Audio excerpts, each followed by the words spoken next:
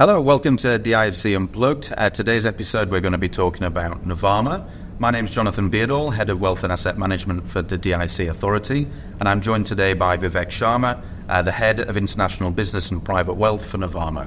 Firstly, we'd like to welcome Nuvama to DIFC. You're one of DIFC's most recent wealth management clients and incredibly well known in India.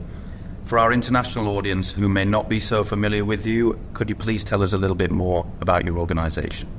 Thanks, Jonathan, first of all, for this opportunity, and thank you to DIFC for helping us achieve all the milestones in terms of setting up here. We are very excited with what the future unfolds and holds for us.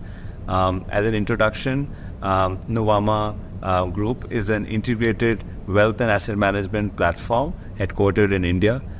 We are one of the leading wealth, asset and capital markets firm, managing close to $45 billion of assets under advice today. Our initiative into DIFC is for the Nuvama private business, which is the private banking arm of Nuvama. And we have acquired a 3C license here, which we feel will help us to advise Indian families from onshore India who are looking for diversification, and also at the same time help advise global families specifically on looking at the massive opportunity that India as a market offers. Vivek, thank you. So how has your business grown so far across the world, and what are your plans within the DIFC? How do you expect that to evolve while you're here? So our business has grown quite strongly over the last couple of years. We have, as a firm, we got listed last year. And since then, on the Nuvama private side today, we manage close to $23 billion of assets under advice. Nuvama Group manages in excess of $40 billion today.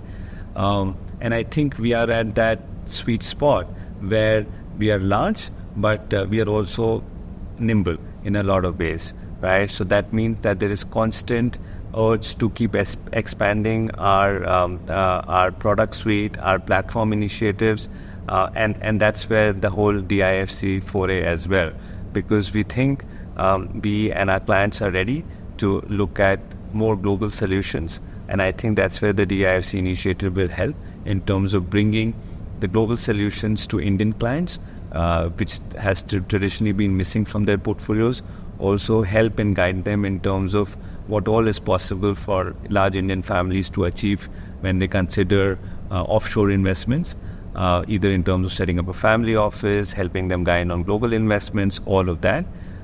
Also, we feel that there could be an opportunity for global families to look at India more meaningfully in their portfolios and allocations.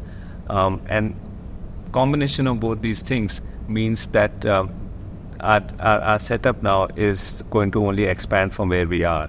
Right now, we have a team of about 3 to 4 people that we are beginning with, but this will only expand as time passes, as business grows, and we think this will become one of our central regions or hubs for our entire global initiative from a Nuvama point of view. That would mean larger office, more people, more bankers, more investment professionals, all of that. So obviously we've spoken about India and the access to the market from here. Which other markets are you looking to be able to access from the DIFC? So obviously the Middle East market, I think being locally based here will give us great coverage from covering of the entire Middle East. I think our natural extension from here would be the European markets, both from a market point of view and in future from an expansion point of view also. I think our teams here would be able to cover clients and places in Africa as well. So definitely we see Dubai becoming the region or the center for us to cover Africa, MENA, and Europe. Obviously, you have other offices around the world. What has been their recipe for success from a hub perspective rather than in the home market of India? Every time that we have considered setting up an office outside, it's always been a very thought through and carefully evaluated decision. It's never because there is momentum, everyone else is doing it, so we should also do. We have a few offices outside of India as Nuvama, and each of them has been a very strategic choice, whether it is the office now in Dubai or Singapore or UK or US. What we want to achieve is be very clear, as I said, firstly, of the need to set up an office in a particular geography, whether it fits in our long-term strategic objectives.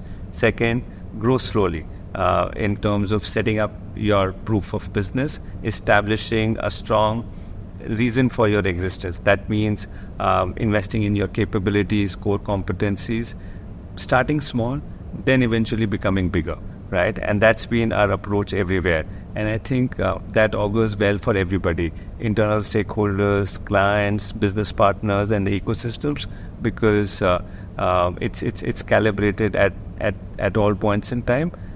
We want to be here for the long term, and we are not in a hurry to achieve our long-term objectives in the next 6 months to 1 year, because this is a very carefully thought through and evaluated business decision. And earlier on you mentioned the talent pool here. For your core staff that you're starting off within the office, have you brought people from your global offices? Have you hired homegrown talent within the UAE? What was the decisions there? So all the people that we've hired here are very much from the local population who've been in Dubai and the DIFC for over a decade and a half, if not two.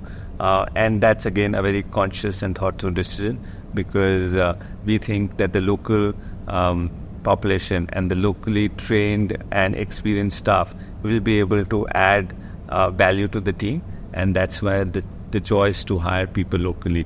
But obviously, as a firm, wherever we can extract synergies from our head office, we will continue to do that, but at the same time continue to look for talent locally.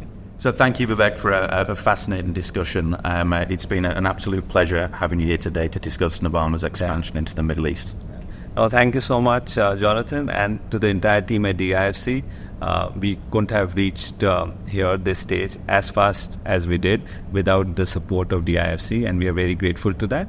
And we look forward to working very closely with DIFC as we expand our international plans. And thank you once again. Thank you.